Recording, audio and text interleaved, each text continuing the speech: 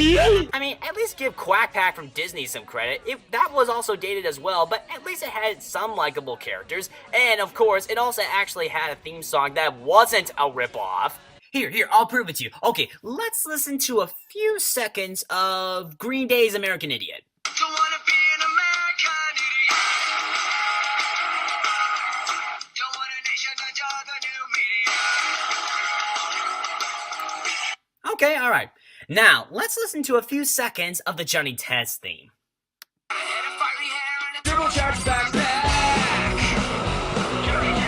Sisters use him like a lab rat.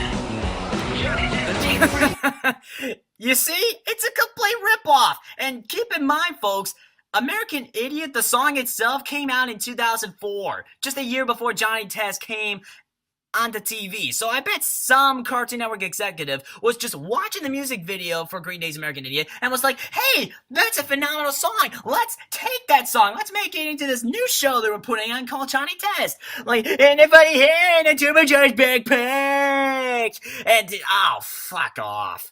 Ugh. Oh my god, we're doing this shit again, are we? Such and such song is a ripoff because they sound very similar. Now, I get it, you're not the first one to make this comparison. This appears to be an extremely common point that is made against Johnny Test's theme song. However, saying that it's a complete ripoff by just comparing the sound of the songs is not good enough to build a case, which is why I can't stand people using this argument in general. Just because something sounds similar doesn't make it a direct ripoff. It's very possible that a rhythm or song structure is just very common. With so many songs being made, that can happen. It's not impossible. That's quite a big assumption to make, Doll, to insinuate that it was all nothing more than a coincidence that the Johnny Test theme just so happened to have the same instrumental as American Idiot. While ripoff might be a pretty strong word for it, the evidence for it would suggest the theme, at very least, was inspired by it.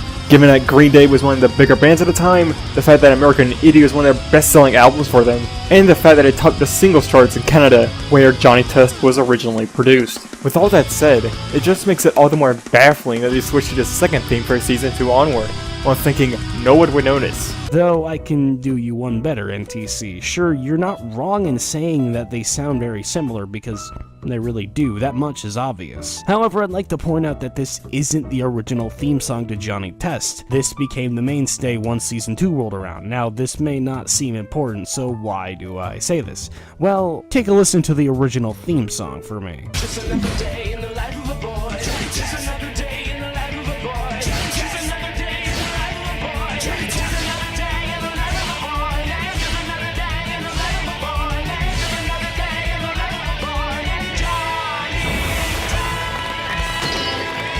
another day in the life of a boy. What do these theme songs and American Idiot have in common? They're pop punk. This genre was already consistent throughout these two theme songs. Think about the timeline. This was 2004. Pop punk was extremely popular through the 90s to the mid-2000s. Bands like Sum 41, Bowling for Soup, Blink-182, Fall Out Boy, My Chemical Romance, and yes, even Green Day were very popular bands in this time period. Hell, I remember a Bionicle commercial playing All-American Rejects around the same time. The Yu-Gi-Oh! GX anime's intro song, Get Your Game On, was not only pop punk, but heavily inspired by the Blink-182 song called Damn It. And I also think that All Grown Up's theme song was supposed to give off that vibe. My Dad is Rockstar also had its own pop punk inspired theme song. I think you get it though. This really wasn't unbecoming of an early to mid 2000s cartoon. They were clearly going for that same type of style with their theme song. It's not an outright ripoff so much as it's just the same genre. But that's the thing, Doll. All of your examples were still their own thing. Even the season 1 thing which you brought up. And even then, it doesn't change the fact that the second theme still sounds eerily similar to American Idiot. And that's pretty much everything. The rest is fine, apart from this bit. To everyone else who's watching, expect something by Halloween at the soonest.